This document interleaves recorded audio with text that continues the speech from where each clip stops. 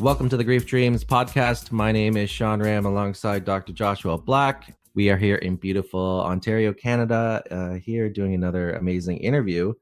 And we have with us today, Jay Perry. So as a full-time photographer from Canada, Jay Perry has traveled the country and beyond to capture the moments and memories that matter. Following a photo trip to Haiti in 2010, mere months after the devastation of the earthquake that shook its capital city, Jay discovered his passion for helping others and has since dedicated his time and talent to numerous charitable efforts while founding his own establishment, aptly named Friends with Hearts, which acts and operates as a global community of friends working together to restore the magic of Christmas for families in need. Jay recently released his book, My Dad Got Sick, that talks about his experiences taking care of his dying father.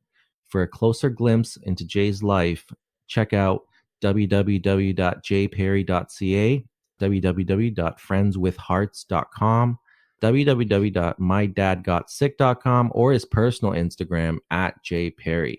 Jay, welcome to the podcast. Thanks, guys, for having me. Look forward to it. So Jay, it's great to hear that you're close by and you do a bunch of talks around the area. But I was really interested in a couple parts of your journey in the bio that I'm super interested in. One is the photography. So how did you get into that? Like, did you go to school for that? That's all I really know is like you go to school to become something. Is that how it all started for you? I actually didn't go to school, and long story short, I kind of fell into photography. I actually went to college for architecture in my early 20s and quickly realized it kind of wasn't for me. And at the same time, I was playing in a band, and we didn't start taking the band too seriously until we were all kind of done school and whatnot. And then we ended up touring around Canada for 5 years. And that was kind of my job. Played music for 5 years. And once it got to I was 27, 28, we all kind of said, do we want to do this, or should we call it a day now and move on with our lives? And we did, and it was time to get an adult job. And I got a job as a web designer. I started doing freelance work, and I couldn't find a photo that I needed as stock photo. So I borrowed my brother's camera and took the photo myself and just fell in love with photography that way. I didn't really have any money to go to school, so I just kind of studied via YouTube, different books, different courses, and just kind of learned that way, just grinding it out for a while. So that's kind of how I fell into the photography world. That's cool. So you're actually in part of a band to begin with. What was the band's name? So the band's name was Holiday, and it was fun. I mean, it was something that we tried to push further than it actually went, but it was fun. I got to experience a lot of cool things. Like when I think I was 17 or 16 years old, and I went to my first Warped Tour. I don't know if you guys are familiar with Warped Tour or not. Yeah, for sure.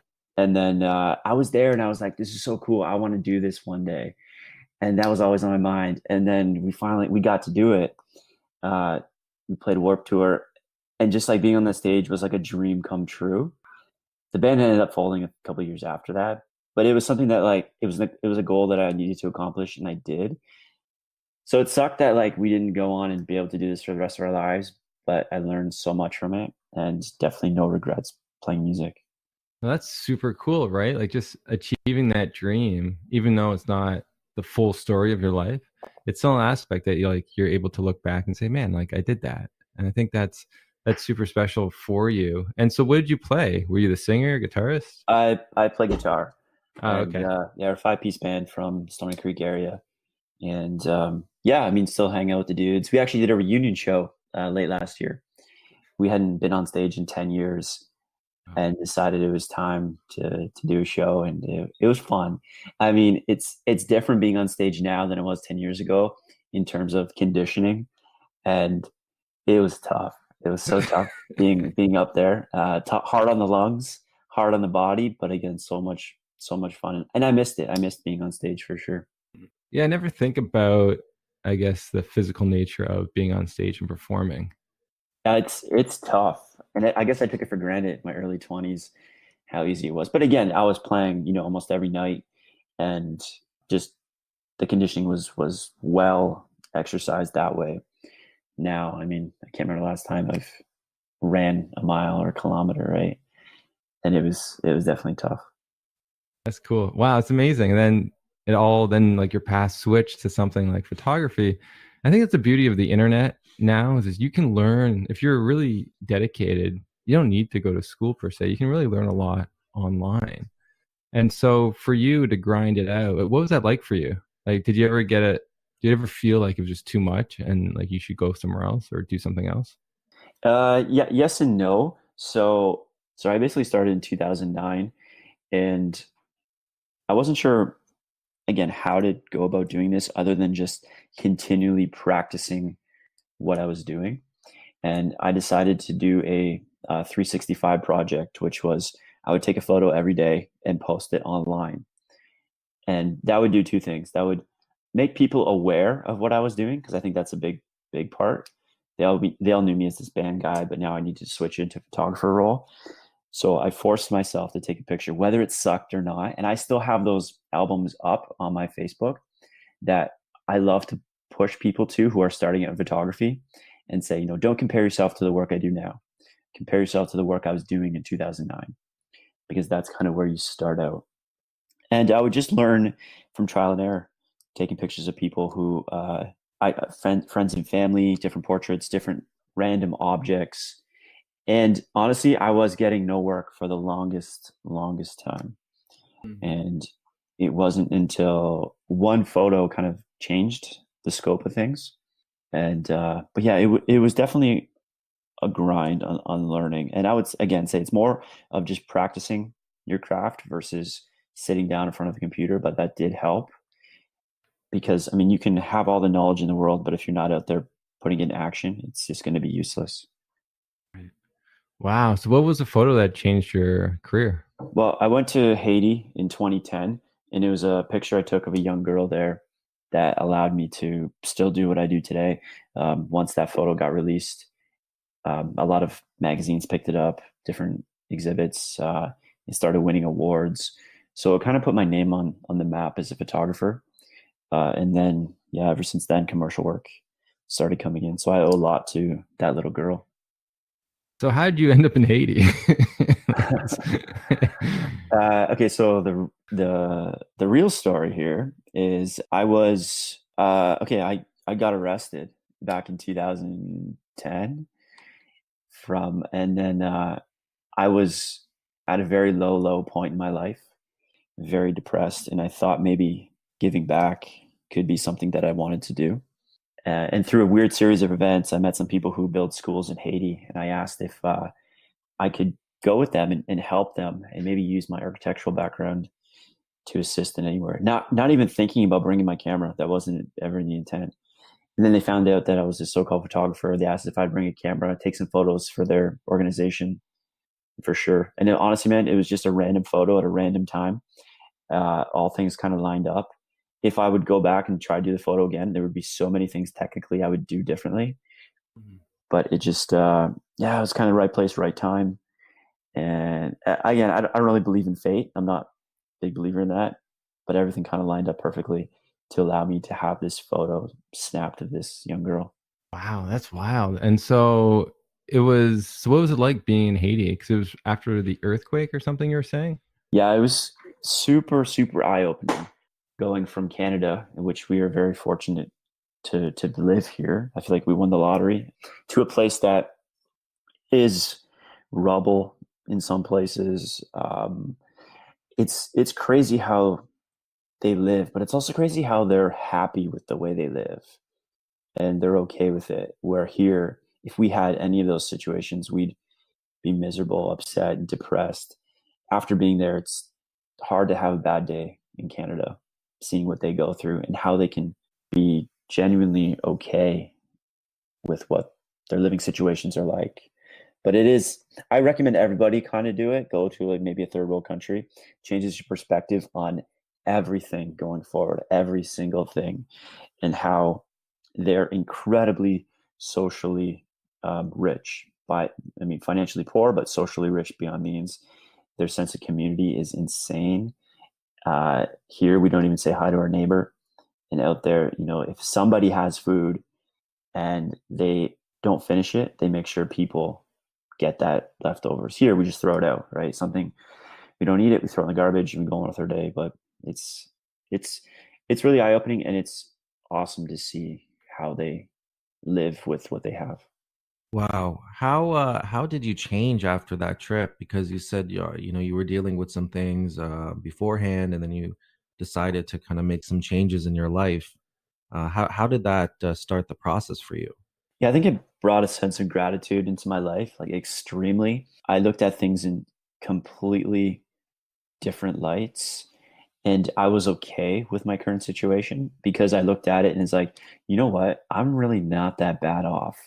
Where before I thought I thought the world was against me. And I got back and, I had a roof, I had clothes, I had food every day. I didn't even have to think about where my food was coming. And it showed me that I'm extremely lucky and fortunate to be in the position that I am. And it's unfortunate that it took something like that to show me where how good I had it, but I'm glad it did because going forward, I take that into my life every single day. And then again, that's why I tell people you should experience something like that because it might bring a completely different sense of gratitude into your life going forward, which I think we all need. Yeah, that's I totally agree with that sentiment. It's giving back kind of adds a little bit more fulfillment to your own life, and also back to what you're talking about in terms of just gratitude. I think we all have that. We all go through moments and lulls. I definitely do, where kind of almost trapped in my own world, and everything sucks, and people, I see people on the street, and and I come back and I'm like, oh, they were such a jerk or whatever it was. But I think you're right that a perspective change, seeing it from a different angle, can kind of help you become more grateful about your own situation. And you did that. You put yourself in that position, which is commendable. Not a lot of people do those type of things. I was wondering, did this add as well? Obviously, with the work that you do with photography and a lot of other creative things that you do, did it now that you did the Haiti, you went there and you experienced that through charity and volunteering, did that add elements to your photography that weren't there before? I'm sure it did. It would be tough to pinpoint exactly specific details on how it positively benefited my photography career going forward, other than the one photo. I went back two other times to Haiti, and again, this was all on my own dime going there. But I'm not stupid, and I know that there has been a return on that investment. It's not the intent of it, but I know some of the photos I've taken have brought more work into my life for sure. And I guess just it also brings me a better understanding of people, different situations, and how to deal with them. So I guess that's like the real answer is I'm not sure if it really did anything Interesting. creatively going forward, but I'm sure it subtly has or subconsciously has for sure. Yeah. And do you ever look back at your music days, and do you get the same sense of fulfillment doing photography and doing what you're doing now as you did back then, or is it just a different sense of fulfillment? Definitely a different sense, but still there's fulfillment there. I mean, when the band ended before, like I was kind of in my rock bottom stage, I looked at everything I did in life previously as a failure. Even growing up, I tried to make it somewhere in hockey, and I didn't do that, so failed. I played in this band. We tried to be these, worldwide famous rock stars.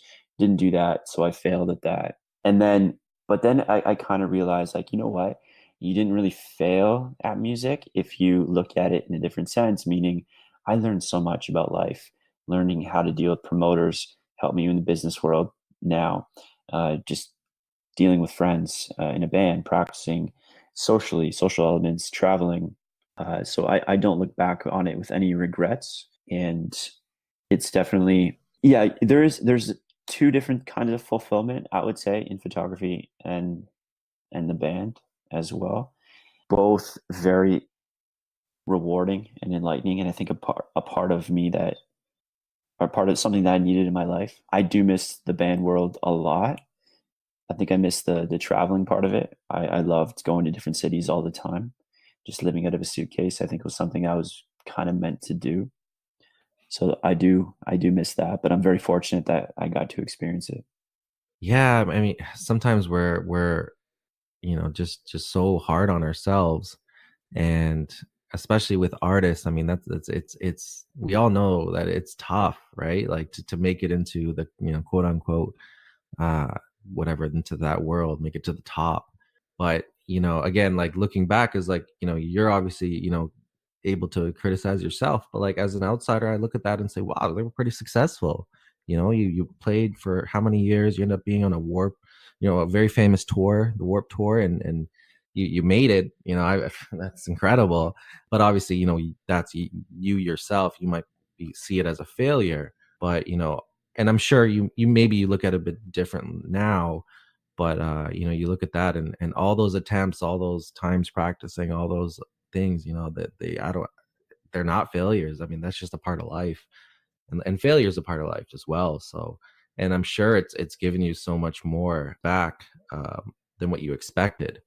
So that's incredible. And hopefully, I'm glad that you're still doing it here and there, and seems like that you can still incorporate that somewhere down the road, into your photography or into what you're doing now, because it's all that creative energy.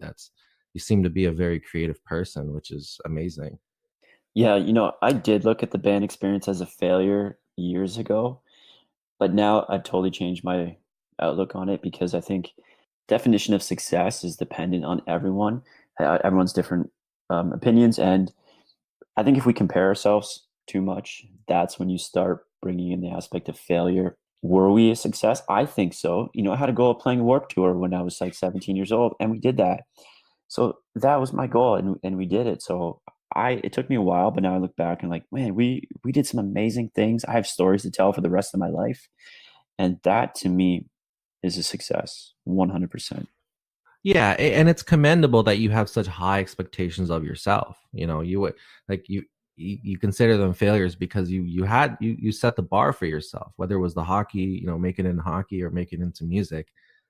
So that's pretty cool and amazing in itself, is that you keep yourself to these type of goals, and you might not fulfill the goal per se, but all that work, all those adventures, those journeys, those hustling, that's still there. That's a part of your life, and you've incorporated that, and now you're switching it and doing it onto something else, because you're an amazing creative person that you can do that, but now you've got obviously different goals that you're striving towards. Dude, 100%. Like I said, I bring a lot of what I learned back then into every day, every single day now, and I love it. Yeah, I think it's amazing how you're talking about changing the perspective on an event will change what the event is to you. And so how'd you get there? So like how'd you get from seeing it as a failure to seeing it as something as a success? Was it because was it because that you're transitioning, so you're kind of depressed, but now that you sort of found your footing in life, it's a lot easier to look back and see the positives? I think so. I think it goes a lot back to, again, just being grateful for different situations that you've had in your life. Yeah, I was at a very, very low place in my life. And, I can't say that I still don't get there from time to time. The depression is still a little bit a part of my life, and anxiety, not nearly as bad as it used to be. And I've learned to deal with it. But yeah, it's taken, a few years to finally look back and say, those weren't failures, those were successes. But actually how I've changed. I don't know if there was a significant day, let's just say, where I went from like no, no, no, no, no to yes, yes, yes, yes, yes. I think it's just it's gradually over time that happens, from just continually practicing, again, being grateful.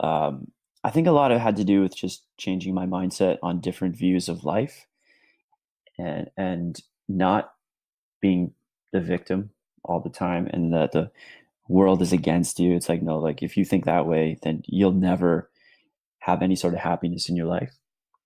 And bad things happen to good people all the time. Bad things happen to bad people. And it's tough for me to pinpoint an exact time other than all these different events leading up to me being able to change my outlook. So you're saying it's the grind, like you really want that change or that growth. It's that grind, and it doesn't happen overnight. It's like you have to keep at it, keep working, keep remaining grateful in times and situations where some people say, "Screw this. There's no way I can see anything positive in this situation." But like trying to find a way. And at the end of the day, it seems like sort of worked out, which is amazing for you that you've had that skill to begin with through you said the hockey, through the photography, like going, like when you have a desire of some sort, you're really good at, finding a way, like grinding it out, because you're right. Like, I think a lot of people think that, like you pick up this book or you join this religion and all of a sudden your life will change. And I don't think it's like that. There's a What's lot fun? of work. Yeah. Yeah, what's funny is what's helped me kind of have clarity in my mind is actually grinding or hustling less. And what I mean by that is still being a hard worker, but putting a massive priority on sleep, which I was never doing. I was the guy that would go to bed at 12 or 1, be up at 5:30, and start grinding right away, because my mindset was the more hours I'm awake, the more I have over the competition, the more I'm going to do. And it was just putting me in a negative mood a lot of times, versus I started doing, different research on sleep and how important it is. And this is over the past few years that I've put such a massive priority on sleep. And now I'm doing better work. I'm more clear, and I'm grinding harder during the times that I'm awake versus longer hours of grinding, let's say. And I think that's something that I worry right now about the so-called business gurus out there who are saying, work 24/7, sleep when you're dead, go, go, go, go, go. It's like, I don't know. I don't know if that's the right way to do it. Yes, hard work is essential to getting you ahead. But I think that we've got to tell this youth growing up that hard work is important, but also you have to be at the top of your game. And to do that, I mean, sleep's so important. I didn't know like the importance of sleep until I took the course in university and then taught the course. And it's just like, it's amazing how people just don't know. And it's like the first thing when you need extra time, it's the first thing people will think to cut out. But you're right. There's so much that sleep does for us to elevate our mood, help us, work more efficiently in the time that we have, which is what you're saying. And just health wise, right? Like and you said like, even like just getting the right amount of sleep can help you with your perspective, because now you're not in a negative state waking up, like you're waking up refreshed and alert. So I think that's great. And it's great to sort of put out there how much we do need sleep. There's a reason why, all the animals and us are actually sleeping, right? There's something it's doing for us that, sometimes we just can't acknowledge. So, with all that, when did you say, you know what, I'm going to start a charity. I want to give back a little bit more in Canada? Well, after my first trip in Haiti, somebody said to me, why are you going down there to help out why aren't you helping out in your hometown? And kind of brushed it off a little bit, like, shut up. Who cares? Like, who are you? Like, what are you doing kind of thing. But then it kind of stuck with me for some reason. And one day I found a photo of me playing with a toy at Christmas. And I can somehow remember the joy I was feeling that day. My parents had bought me that toy. And I was like, you know what? It sucks that so many kids don't get to experience that sense of joy that I felt that morning. And I was like, I wonder if we can do something about that. So I wanted to bring back the sense of community from Haiti into Canada. So I thought, let's do it as friends. So I contacted a local organization and was like, how much does it roughly cost to sponsor a family at Christmas? And they said $250 roughly. It's like, cool. So I wanted to do it. Reached out to 9 other friends, I reached out on Twitter and said, would 9 other people want to throw in $25 and we could sponsor a family? And right there, everyone just lit it up. I was like, yep, I'm in. And the goal was $250 that year. And we ended up raising, I think it was like around $1,400. which is like, not a ton of money, but in terms of our goal, we smashed that. And that's when right there I decided, like, this is something here. This is something cool. And how can we grow this? And what can we do with it? And that's kind of when Friends with Hearts started right there. And to note for people listening, it's not a charity. We don't have charitable status, nor will we ever get it. But we are partnered with different charities. So that's kind of, it's a little bit different on how we do things. But we definitely have grown since year one. So that's kind of how it started. That's amazing. So how many years have you been doing it? We did our 8th year in last year, 2018, and since 2011, we've expanded to 5 other cities, started chapters in there, and I think the number is somewhere. We will never have an exact amount that we've brought in because we have an exact amount in money donations, but we also get gift donations as well. So we can't put a number on the gifts that come in, but monetary, it's somewhere around $148,000 that we've brought in since that $250 goal and given to Christmas to over 2,100 kids, I think it is. So it's grown significantly. And as much as it was my idea to start this, it wouldn't be possible with the people who donate, who volunteer, who share our stuff, people like yourself who have me on a podcast, I get to talk about it, that it wouldn't be possible to grow without those individuals. Yeah, I think it's amazing what you're doing, and you said you're trying to give back. I'm curious. I'm really curious on how does it all work in the sense of like the gifts. So you buy toys for the children, I'm guessing, So, and then do you match the toy with like a child, like age and gender kind of thing? Like how does that work? yeah, so here's what happened. We are partnered with Good Shepherd in Hamilton, and that's where we get our friends from. This is the Hamilton chapter, Friends with Hearts, is partnered with them. And so how it started was we would raise, say we start the fundraising November 1st, we would raise X amount of dollars. And by like end of November, I would say to Good Shepherd, hey, we've raised $4,000.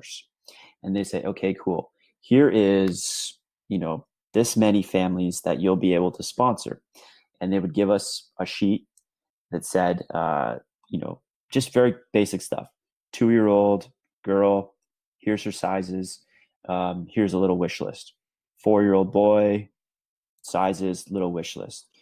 And we'd kind of base it off per family. So we'd buy specific gifts for that family. And then I think it was, a few years ago, same model, went to Good Shepherd and said, hey, we have $22,000 raised. And they came back to us and said, well, we don't have enough families for you. You've got more money than we need. So what happened was they have an easier time filling those specific families versus they have these generic lists that they have. And what the generic lists are is there's a lot of centers that Good Shepherd has around the city, and the social workers don't have time to put specific family lists together. So these generic gifts come in, then the social workers go in this room and put packages together based on these and bring them to the families. If that makes any sense, I hope it does. So what we do now is they'll give us a generic list and say, Martha's house needs board games, diapers, children's clothes, babies' clothes, cribs. This other center needs this, this, and this, and this. So this allows us to go into a store, and we're partnered with Mastermind Toys in Ancaster. And for the past 2 years, they closed the store off one night, and we dropped, I think, $17,000 or $18,000 in toys there. And this way, it's just all, I wouldn't say random stuff, but this allows the social worker to put now packages together from our gifts to bring to the families. And not only do we buy toys, I believe every child should have a toy under the tree at Christmas. But what we do is we also take care of life necessities, diapers, clothing, winter boots, winter hats. I mean, we've seen lists, 8-year-old kid asking for a winter coat sometimes, and it's heartbreaking to think that this child may have went without a winter coat. And for all your listeners who are listening south of the border or somewhere hot, you you can't go without a winter coat in Canada during the winter. It's just not possible, especially for an 8-year-old kid. So we like to take care of that stuff too. Some food vouchers, and there's some teens we get too. And what they ask for sometimes is, tickets to see a movie, bus tickets, just a night out with their friends. That's all they ask for. So that's kind of how it's working right now. We get all this money, we buy all the gifts, and then we host a wrapping party where volunteers come and help us wrap all the gifts for these kids. And that is one of the things I think that differentiates us from other organizations is this wrapping party, because I think that's so important, having these people actually put their physical hands on the stuff that we're giving them. Also, it's a time where parents are now starting to bring their young children out to wrap, just to kind of teach them these values at such a young age that, hey, you have everything you want, but some kids don't. We're going to this place to help wrap for these kids that might go without this Christmas. They're learning little things about charity that way, which I think is pretty cool. So yeah, not business model, I guess the charitable model has evolved over time, which I knew it would. And we've kind of streamlined things a little bit, which helps a lot because it's very, very time consuming, extremely time consuming, as you can imagine. But I kind of hope that makes sense, or it wasn't just rambling. Yeah, no, that's incredible, and thanks for going into detail because those that's what we wanted to hear. But I was wondering, do you get any feedback other than kind of the wrapping party? But do you get feedback from the people who are actually receiving the donations? We do. So the one part that sucks is that we don't get to meet the families or give them the gifts. I think that would be pretty cool, pretty special. But Yeah. I understand the confidentiality issues there, and that's fine. But sometimes the families that receive the gifts do write letters to Good Shepherd to say thank you, and they give us those letters as well. So we get to see that. But something incredible happened last year. One of the social workers there, she takes care of some seniors there. So what had happened was these set of seniors didn't have any money over the past few years to give their grandchildren gifts at Christmas. So they felt bad. We've kind of heard that story before, but this one is a little special because what they were also not taking a part in was family Christmas dinners. So many years ago, they would go to these Christmas dinners without gifts for the grandkids because they didn't have any money. But the other set of grandparents did have gifts for the grandkids. So they started to feel embarrassed showing up with nothing. So they stopped going to the family Christmas dinner. So this past year, the social worker was able to take some of our gifts to give to these seniors. Now the seniors went to their family Christmas and they wrote on, to so-and-so, love grandma and grandpa, and they were able to bring gifts. So not only were they able to provide for their grandchildren, they were able to be a part of the family Christmas dinner. So I think it's like, that's one thing that really hit me as something that we're doing amazing, not just providing for the kids, but actually we brought a family together. And that to me is incredibly rewarding on our end. So that's one of the stories that we get back. Wow, that's beautiful. And it's also heartbreaking at the same time on the circumstances that people live in, or people restrict themselves to do because of their financial situations. And I said at the end of the day, I love the concept, and Christmas is one of those times where it is about family. It's really about a lot of love is out there, and people want to showcase that through giving, if it's to their children or receiving. So I think it's amazing. It's absolutely amazing, and good for you for opening that and starting that and watching it flourish. I'm curious about your dad. What was his reaction to you starting this and seeing and all of the thing? Did he participate in the wrapping party? He never made it out to a wrapping party, but he was such a massive supporter in this. It's funny. I think I've seen him insanely proud of me a few times. And I know he was always proud of me, but he was a shy, quiet guy, but there was only a few times he kind of like really showed it. One was a few times at hockey. One was the first time he seen me play live in a band. And other times were with Friends with Hearts. So after I transitioned from playing music to photographer, he would, if people asked about me, he would say that I was a photographer. Here's my son. He's a photographer. He does this, this, and that. When the charitable stuff started happening, he started saying that first. This is my son. You got to see what his organization is doing, giving back. So that told me that he was insanely proud of what we were doing. There's a photo of him helping out at his home. He was putting mailing labels on envelopes for me on letters that I was mailing out to all the donors. And he was very sick at the time too. And he was still doing it. He was up there and he was making sure all the stamps got on there. And it was no problem because he was very, very happy to be a part of it. He was going to come to a wrapping party once, but that was like later in his journey. And he was just not feeling well enough to do it. But he was very, very proud, I know, of the work we were doing with Friends with Hearts. Oh, that's amazing. I'm glad you were able to feel that sense of, being a good son. Like there's, as much as we get older, we still want our parents to be proud of us. We still want that sense of, we did good in this world. And we kind of, we look to our parents in a way to sort of see that. And so I'm glad you were able to have those moments, know that, your dad was super proud of you and what you did. I'm guessing he was also proud of you on how you, I guess, handled his loss. So could you, or just his dying. So could you talk about what went through, because he had cancer, right? Yeah. What happened between the both of you and basically that whole story, that journey that you went together with him? Yeah. In early 2013, he was diagnosed with stage 4 lung cancer. And that's kind of when I immediately made a decision to become his caregiver. And because he was given 9 months to a year to live. So I thought, I'm going to do whatever I can to, well, at the first I thought I was going to do whatever I can to cure him. The naive person, trying to play doctor, as we all do at the start of a diagnosis, soon to find out that that's not going to happen on my end, and just to spend the time with him. So I tried to maximize how much time I was going to be with him over those 9 months to a year to make sure I didn't live with any regret going forward. And yeah, he ended up living 2.5 years and just kind of like baffling doctors along the way. And him and I became extremely close.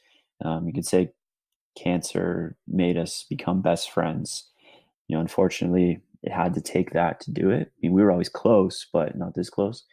But again, I'm taking the positives from his diagnosis and that it did make us become best friends. So yeah, it was his journey that I volunteered myself for. Wow. That's wild. So what was it like taking care of him? Was it a little awkward at first, or did you just fall into that role? Because I'm guessing you weren't trained in caregiving, right? Yeah. I had no idea what I was getting myself into. And at the start, I mean, he was physically okay. It's so weird, cancer diagnosis, and you're like, this person is so sick. And you're like, what? Like, he's exercising, he's doing everything normally, he's outside gardening, and you're telling me he's going to be gone in a few months, and you just can't fathom that. But you want to be there for the just in case moments, I guess, right?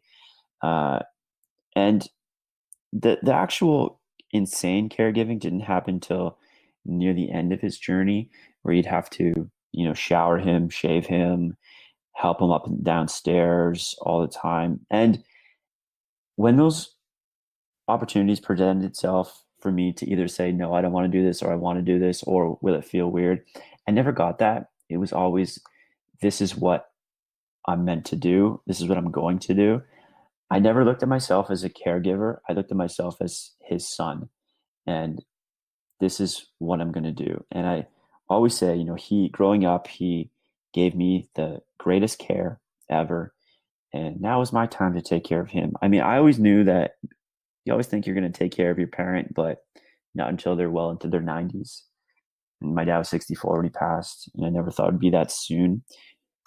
But anytime a situation came up where it's like, hey, let's go shower dad, not a problem. Let's just do it. Let's figure it out. let's get it done. And I made a lot of mistakes on the way, for sure.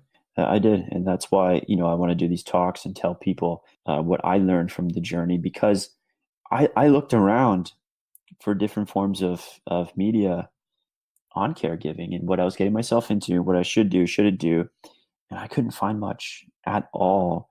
And going back to the sleeping thing, I wasn't sleeping at all because, again, I thought the more time I'm awake, the more time I can spend with him. When it's actually, the better rested you are, the better care you can give them. So it was a 100% learning experience that I had to, again, it goes back to my photography thing, just trial and error, just figure it out. And that's exactly what I was doing. And this whole process was figuring it out as I went along, and hopefully I wouldn't screw up too much and I could take whatever I learned with me going forward. That's incredible, and just hearing you talk about that, you took a journey that, like you said, most people don't really think about doing that until their parents are kind of later on in life.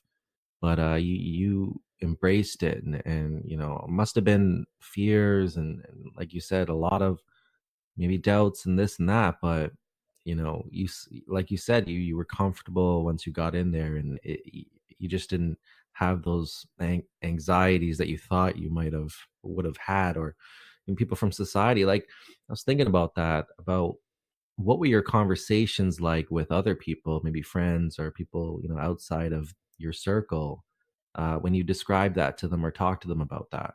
Well, I didn't really make it public about my dad's diagnosis until a year and a day into his journey. It was the day he wasn't supposed to see. So for that whole year, I was kind of keeping quiet about it, which, going back, is one regret I have. And because there was lonely times in that year that I think friends would have been able to help me with, but I can't hold any grudges towards them because they didn't know. They had no idea. Now going forward, once people knew about it, that's when you really find out who your friends and family are. The ones that shy away from it are the ones that kind of are there for you no matter what. And I think describing some of the things to these friends that I was going through, some of them are very surprised at it. Some of them feel regret for not helping out. And I was kind of upset at some specific individuals for not stepping up. But I got over that because that's their choices and that's the regrets they're going to have to live with for the rest of their lives, not me. And now going forward, I tell people in caregiving position, tell as many people as you can, because you're going to need that support system more than you think. And the people on the other end who are supporting you also have no idea what to do, right? Don't know what to say. Is this going to make them upset? And I want to let people know it's just, it's okay to talk about it, because those people need to talk about it. And it's funny because, again, I didn't get a ton of support from friends and family, but I know that was my error. In retrospect, I would have done things a little bit differently and told them about it more. But once I did start sharing stuff about the journey via social media, that's when I kind of realized, like, wow, like there was so many people out here going through something that I didn't even realize. And I was hoping being this vulnerable, which was so tough, that might help some caregivers going forward. And that's why I'm okay with talking about it, doing these podcasts, because if it does assist one person's situation, then I think we all win, right? Because I know what it's like going through it alone. Just those days sitting there, and you get Google happy, and like, how can I cure this? What can you do next? And it's like just leading you down a wormhole of terrible, terrible stories and terrible news, which leads to like, oh my God, like I just need a beer. I just need to drink a beer just to settle down. And it's like, I just need a second beer, third beer, fourth beer. And the next thing you know, you're 8, 9 beers deep and you're tearing up about your situation, which is going to happen, but definitely not healthy. It's a small medicinal fix for the moment, but not healthy. So there's so much stuff that I wish friends would have done that I'm hoping to tell future friends it's okay to do. It's okay to step up. And there's also silent ways to help as well. Yeah, absolutely. And you're absolutely right. It's that conversation, obviously needs to happen, and being open to talk about it and share about it. I think, and that's something that obviously we're doing with the Grief Dreams podcast, is just having conversations and trying to change the perspective on loss, death, and really just because people have fears, and just my grandmother passed away recently, and sitting with her, before she was in that situation, I can safely say that I might have feared those moments, sitting with her when she was in a coma and watching her kind of pass, because just like any other normal person, you have these thoughts like you don't want to see your loved one in this situation, you don't want to see them like this or whatever it may be, that kind of keeps you away from those situations. But when it came down to the moment, and seems like you're the same, when it came down to the moment of taking care of your father, you just got right in there, and like you said before, as you got through it, it was comfortable. Like you weren't like, oh, this is awkward, oh, whatever, but you kind of, you did that. And so, telling people your story, and especially I think it's important to tell people our age. I don't know how old you are, but I'm 34, and I think a lot of people our age, my age, don't necessarily, we don't have that in our mind sometimes. If we haven't gone through losses like that, then we definitely we're not looking at those type of things. But I think it's important to kind of hear about it, learn about it, and understand that people in society, your loved ones, are going through these type of things and will be going through these type of things. So it's beneficial to embrace yourself with it and get comfortable with it. Let's talk about your book, because then you wrote a book about it. I did. Yeah, I did. Yeah, walk us through that. Like, Okay. what was your decision to write the book? What made you want to do it in the first place? So going back to when I started sharing stuff on social media, the engagement I was getting on these posts about what I was going through as a caregiver was insane. Um, and it's funny because I always say I've photographed some celebrities and professional athletes, and I would post a photo, say, of that person on Facebook, and the engagement would be so low. It's surprising to me. I'm like, this is like a really famous person. Really? I shot this photo. And then I'd post a true, honest story about my journey, and it'd be through the roof. And I realized it's like, this is because it's honest, and people are also going through the same situation, and they needed to hear it. So after a bunch of posts, I thought, like, you know what? I'm filled with all this knowledge. It'd be a shame to not have other people be aware of it who might need it. And for some reason, I thought a book would be the best platform for it, which doesn't make sense because I'm don't consider myself a great writer whatsoever. And I based that on me pretty much failing English class in high school. And I posted actually a transcript or report card from my high school days the other day. And at midterm, I had a 51, which I think was a bit generous because I think there's also a 50 on there in another class. I think the sports politics went into my grades, where if you failed, you couldn't play high school sports, and the hockey team wanted me to play. So I think there was a little collusion going on there. But yeah, I was never a reader, never mind writer. So why book came to me was very interesting. And but I thought, you know what, after my dad passed, I was like, okay, I got these stories. I'm going to write this book. It's going to take a month because all the stories already happened. I just got to get pen to paper and going to get it out. But that month turned into 2 years, just over 2 years of writing, and over just about a year trying to figure out how to get this book out, because I think the writing was also therapeutic for myself, still while grieving. There were times where I'd be writing and I'd come to tears right away, just thinking back of the memories, and I'd have to stop for about a month or so and then kind of pick it up again. And that's kind of how the book came to be, I guess. And just realizing that I wanted to figure out or pass on some information that I wish I kind of had at the start of my caregiving journey. And the book, although the book is intended for caregivers in the start of a loved one's journey, I'm now finding out other people who are benefiting from reading it, people who have lost in the past, people who just have no one sick, but realizing the importance of family and love in there and changing their schedules to add more of that into it. So it's been a very interesting, I guess, second part of this journey on what to do with this information next. And yeah, somehow a book appeared, and I'm still kind of in awe that I was able to do that. But I think when you're filled with a drive to make a difference in someone else's life, that things just figure themselves out if you just keep at it. And I made a lot of mistakes on the way for sure, but things will figure themselves out if the intent is correct, is right, is made for a positive impact on others.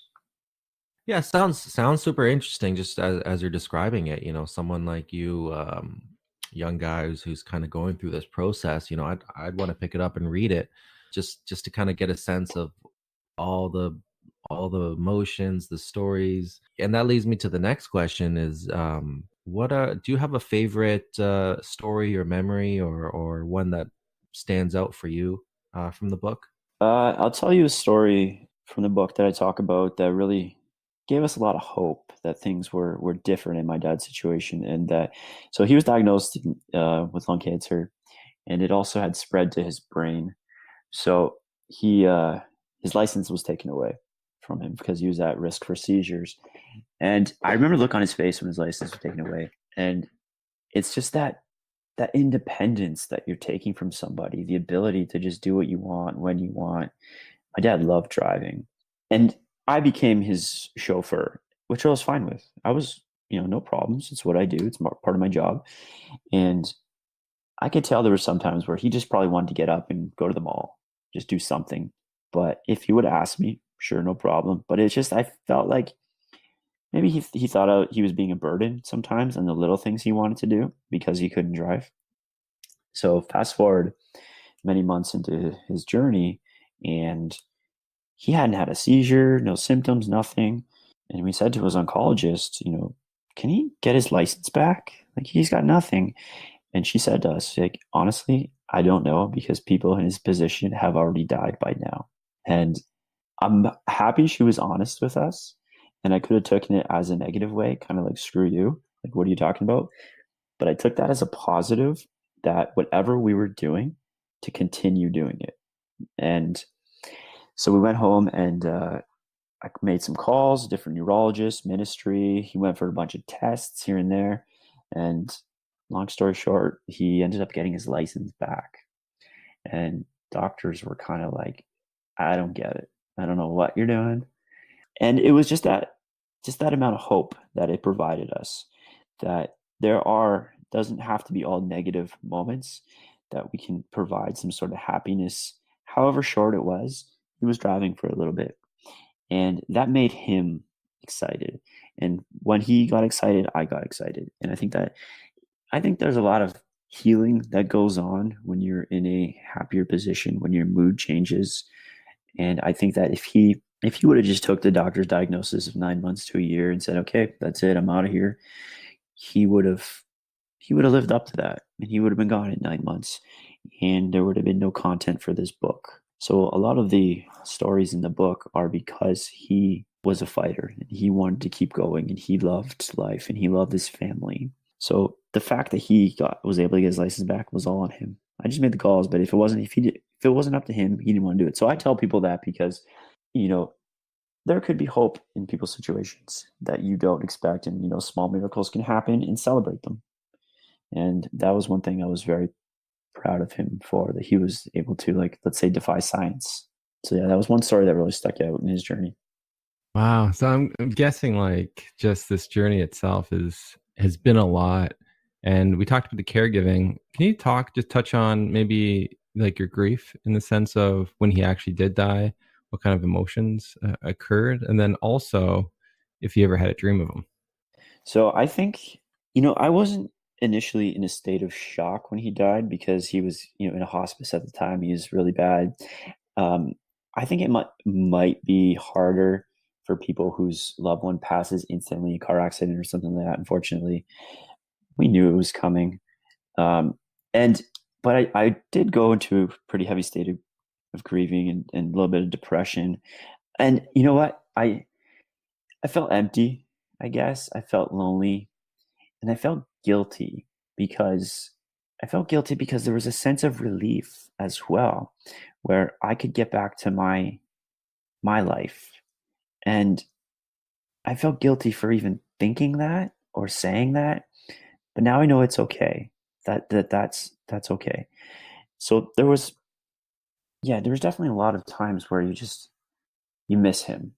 And over time, you start to realize that you're not upset that he died, and that because you understand that death is a part of life, but you feel sorry for him that he's missing out on so many amazing moments. My life, my niece and nephew's life, my mom's life, my brother's life. He's missing out on some amazing things. And that's what still kind of gets me, is those moments that he's missing out on. Now, I do I do have dreams about him. One of the biggest things I missed when he died was just hearing his voice. Many, many photos of him, but hearing his voice was different. And I found some old movies and I heard his voice for the first time in the longest time, and it, kind of got me emotional, and I teared up a bit. But I think tears of happiness as well. And yeah, I started having dreams where he'd be in there, and felt like almost like a lucid dream, where we were able to have a conversation, and I really I really enjoyed them to the point where if I woke up, I'd do whatever I could to get back to sleep again. And that was something that, it was a special time for me. Whether it's like, I mean, I don't understand dreams as much as you guys probably do. Whether, there's something else to them, but it's in your subconscious, it's like another world. I don't know. But they were actually positive dreams for me, most of them. But there had been times where I've woken up with tears in my eyes because he was in them. And I think it's because I missed him so much and I didn't get to say what I wanted to say. And I can't remember specifically what it was, but there was something recently. There was some good news that I had that came into our family. And it's always like when someone comes in like, oh, I can't wait to tell dad. It's like, oh wait, he's gone. But he came to me in a dream and I was able to tell him the good news. Again, almost like a lucid dream. I knew I was dreaming and I was able to tell him that. And I woke up feeling really good about it. Now, I don't know if that's like healthy that this is happening to me, but I do know that it is happening. And I honestly look forward to the next time I dream about him, because it's our only time to have a conversation, I guess. So I guess you guys could tell me if this is like healthy or not, or normal, or what, but they definitely do happen. That's amazing. It's amazing you have those. And yes, it's healthy. And, my research is even supporting that. And just the comfort feelings that come afterwards can really help process your grief. And so, like it's kind of cool you get a chance to share the news, because that's one thing that you're missing, right? You're missing not only hearing his voice, but also sharing stories of your life. And to be able to do that in the dream, I can only imagine the benefits of that as you woke up. As you're saying, you come happy, and the therapeutic value of it all. And it's very common, like just in my own research, I think it was like, between 75 to 85% of people within the first year said they had one of these dreams and that they were positive. So you start looking at this and you're like, wow, like it's just amazing you're having those positive dreams. The negative dreams, it says a different kind of story. But the positive dreams you're having, it's definitely common. And it's amazing you have so many, because that's not always as common. One, and then that's it. That's the only one they get, right? But it seems Yeah. like you get a couple every so often when you want to. Yes. So I would tell my mom about these dreams, and she would feel kind of left out because she wasn't dreaming about him. And she was always wondering, what does that mean? Do I not miss him? Why isn't he coming to my dreams? And although the majority of them are positive, and he comes to me in a healthy mindset. I did have one, I think it was like a week ago, where he came to me in the dream, and it was known that he was sick and that he was slowly dying in the dream. And I woke up feeling kind of like a bit depressed and sad that those memories kind of came back to me. And I have to, realize and tell myself that that's going to happen, I think, from time to time. And I don't know, again, what that means, but yeah, the positive ones are amazing. Like I said, I could try to go back to sleep again and just be able to tell him what's happening in life, because I miss that. I miss telling him about the positive things that are going on, the accomplishments, the cool photo shoots I'm doing, how Friends with Hearts is doing, because he was always interested, and he always would give you the time of day to listen and give his feedback. It was so tough for me because my dad died and then my grandfather died 35 days later, and those were the only two, let's say, men in my life that I would go to for advice. So within 35 days, I had nobody to turn to for stuff.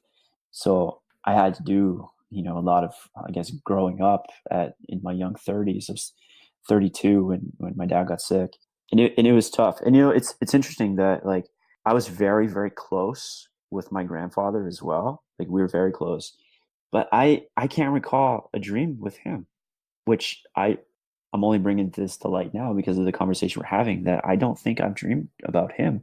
And I wonder if it's because, to me, he passed away. He lived a great life. He was almost 90 years old.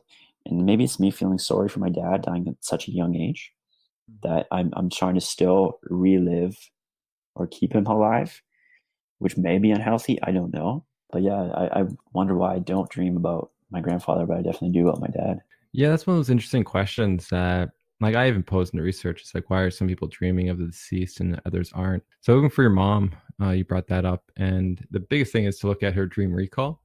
And so if she doesn't recall a lot of dreams, it's probably why she's not remembering that kind of dream. Right. She's probably dreaming of it, but just not remembering it when she wakes up. And then for you, it's like, you're right. Like, why? It's interesting to look at. So why not one person? Like, I'm dreaming of one person, not the other. And I think you're right, is the sense that that loss of your father was a more significant part. And there's some issues or some things that you're still working out. Yeah. And that's the beauty of the dream, is like it's helping you process some of the stuff. And as you said, like, he died at a younger age. So there's feelings and emotions there, and a connection, because you also took care of him. So there's a friendship, a deep friendship that grew in that time. Yeah, And no, I hear you. And there's part of me that, like, wants to continue dreaming about them, as maybe unhealthy as that is. If they're positive dreams, I think that it's just, I enjoy them. And Yeah. I guess like you said, it's definitely helping me grieve. And it's been 3.5 years since he passed. And I think it's maybe that little part that keeps him in my life. And whether some people say it's bad or not, I don't know. I do enjoy the fact that I believe he comes to me. I don't know, like, again, thinking about this whole spiritual world and stuff like that is a whole different podcast, and I don't know how much I believe in it. Maybe I do. I just believe that some people's presence never actually leave. Their physical body is gone, but their I don't know, consciousness, or however you want to say it, is always present in your life, especially if you're looking for it, I guess. If that makes any sense. Yeah, no, it does. And so everyone has it probably take a little longer to actually, like, dig deeper and all that. But at the end of the day, it's nice that you have that. And I said the dreams facilitate that in many people. And yeah, you're not crazy, and it's not a negative thing. And so that's why I want to do the research, because people just don't know, right? They look on the internet, they just can't find answers. So it's nice to be able to let you know that, the research is showing that it's not a negative thing at all. And so if it continues to offer comfort to you, that's a beautiful thing.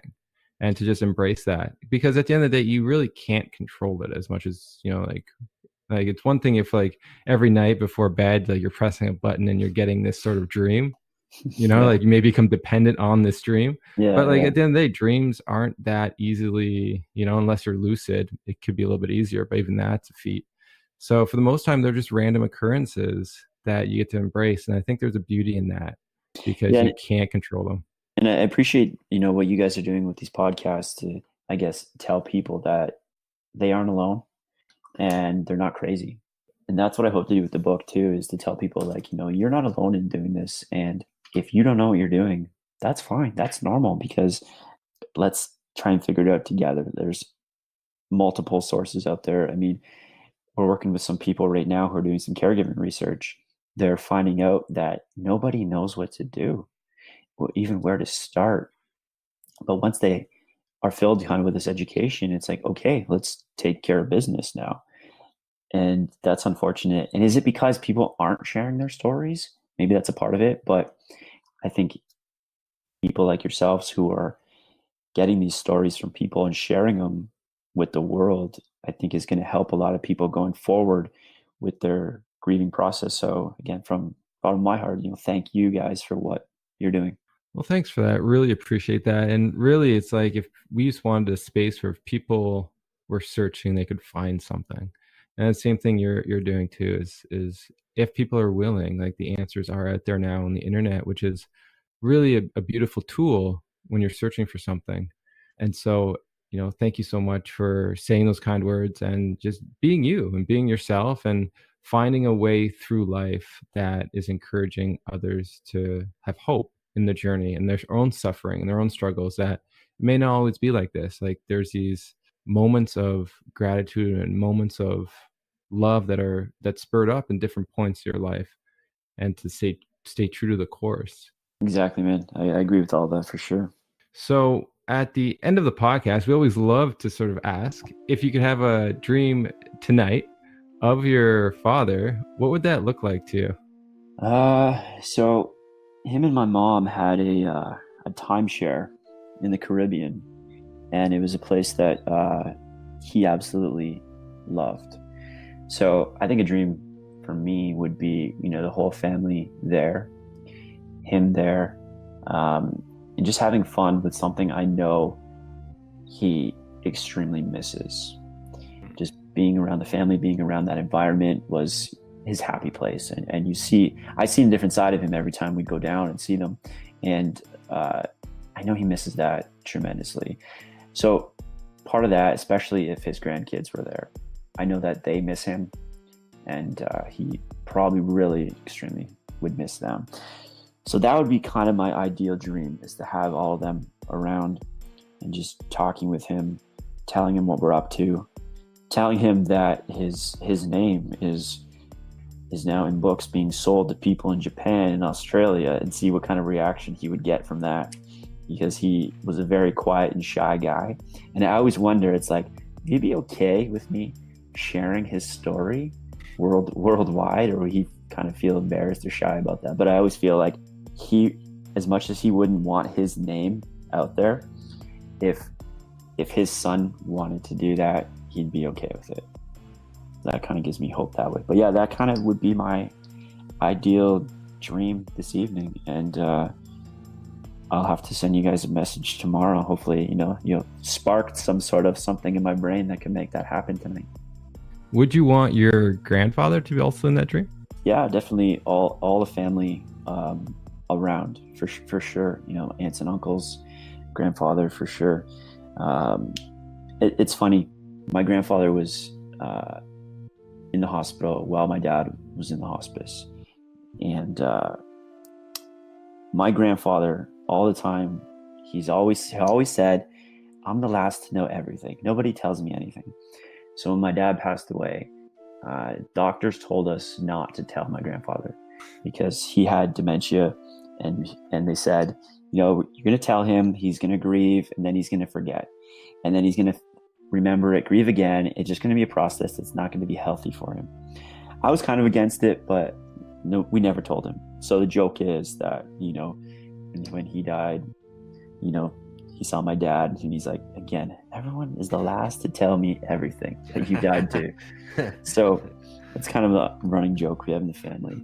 And I definitely love to see him there. The biggest thing I miss with him is just going to his house, and like we'd have a beer on his front porch, and he would just tell me his military stories and just tons of different stories. And I definitely miss having that in my life for sure, because I don't have that now, and I probably am missing it more than I realize, and I'm probably trying to cover up that part of my life with staying busy. I probably subtly do that, so just to have that would be definitely nice for sure. Well, and look, I took a look at your website, and you do a great job honoring your grandfather. That's Grandpa Nick, right? Yeah.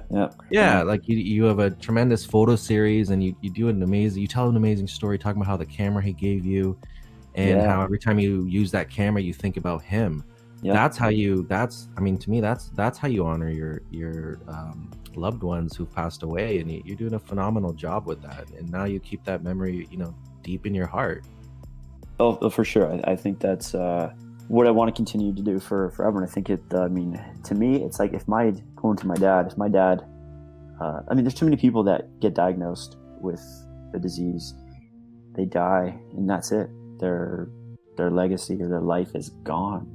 And I'm hoping to keep that going with the people that mean the most to me. I think they're not officially gone until you completely forget about them. And this way they can kind of stay alive in my heart, my mind. Again, that may be unhealthy. A doctor might tell me that's wrong, but it helps me grieve, I would say, and I'm okay with that. Yeah, look, we've had a lot of guests who talk about many different types of things that they use or that they see, or butterflies remind them of their daughter passed away, or the color green, or what have you. And I don't think those things are unhealthy. I think that they're a continuing bond moving forward that you can establish with that deceased loved one. And a memory is a memory, and it's a refresh. You can recall it. It's a beautiful thing to keep you going, keep you motivated, and push forward in this life. Right. Can I tell you a quick story? Yeah, sure. Going on that butterfly thing. So after my dad passed, for whatever reason, my mom associates a cardinal with my dad. I think she read somewhere that when you die, you get reincarnated as a cardinal, and that's what she's been going by. And like, okay, cool, Mom. At first, like, you're crazy, but then it's like interesting. So I never really kind of questioned it, because if that's what she believes, great, all the power to her, and I'll support her. So many months after my dad died, my mom's in the living room, and this cardinal is trying to get in the window. It's just continually bashing its claws against the window, back and forth, back and forth, back and forth. And my mom was like, this is crazy. And I'm like, nah, you're lying. And this never happened ever at their house. Next day I go over again, this cardinal just trying to get in, to the point where I have it on film of this existing for the next 5 months. This cardinal every single day trying to get into the house. And it was so weird. Now, cardinal went away for a little bit. I had a bad day. I was having a medical scare with me, and I was so bummed out. I was so depressed. I couldn't think of anything of it. I was sitting there. That cardinal shows up, tries to get in the window. It's almost like it knew I was having a bad day. I was like, this is insane. This is crazy. I left the room, go into the kitchen. The cardinal goes to the window in the kitchen. Like, I don't know if I believe in that spirit thing, but this cardinal had never did it, never done it before. And my mom sold the house. Cardinal stopped coming there. Gone. So those are those weird things, those weird stories that, like, you just continually question, is this real? Is it just in our minds? But again, I have it on video, and I've showed people, and they're just kind of like, this is insane. So that's our butterfly story. Hey, that's the mystery and beauty of life. Me personally, and I'm sure Joshua would speak the same, but we've heard too many of these stories, like, right, to not kind of sort of lean not towards question it. Yeah. Go ahead. Yeah, you just, like, too many of these stories to not question, like, okay, there's there's something exactly going on here. Like, so, you know, and just I don't personally, I leave that door a little bit open to let that magic in. I don't know yet. We're still understanding this world in general around me. Yeah. But it's a beautiful thing, and that's all I can say about it. Is that there's beauty and a magic in that. Exactly. And I think that there's nothing wrong with believing in it. And you're right, just leaving that door open a little bit to like, okay, we don't know everything about life. This might just be insanely coincidental, or there's something here, or is it in our minds, or is this perception? But I agree that to leave the door open a little bit just for something that crazy to be true. Because what's the point of not believing that? Who cares? Like, if that gives you hope, if that gives you help grieving, why not? I think grieving happens differently for everybody, as you guys have probably been well versed to, and just accepting that people's lives are different and letting them grieve how they want. Well said, Jay. Jay, we're running out of time, but thank you so much for coming on. It was a real pleasure to speak with you. You're a multi-talented person, and you've incorporated helping society into your life, and that's a big thing. Not many people make that decision, and you decided to embrace that.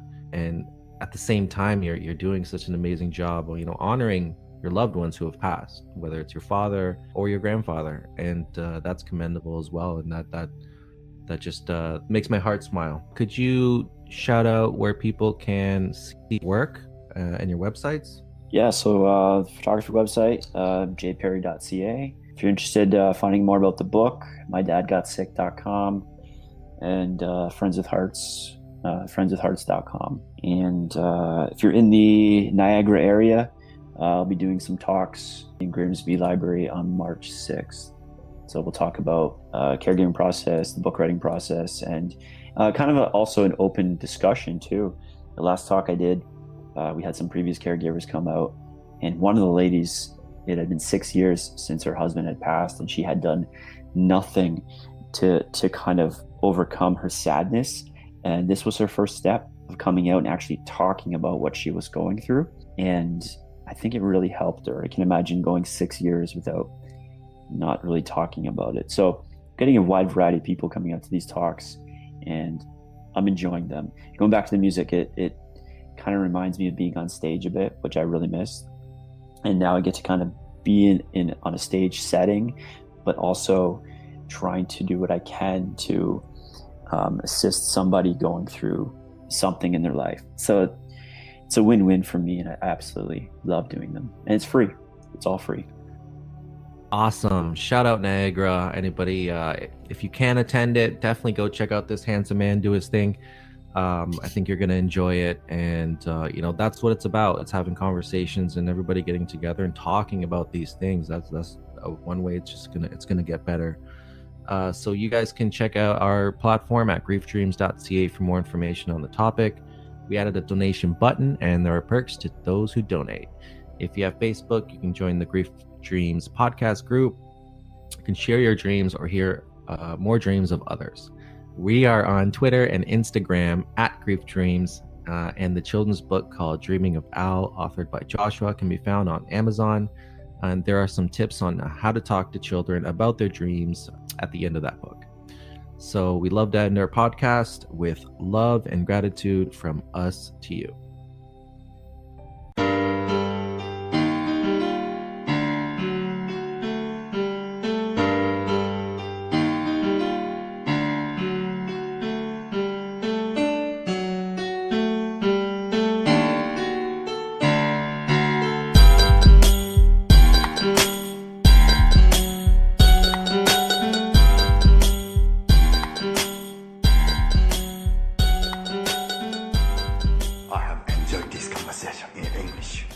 I have questions.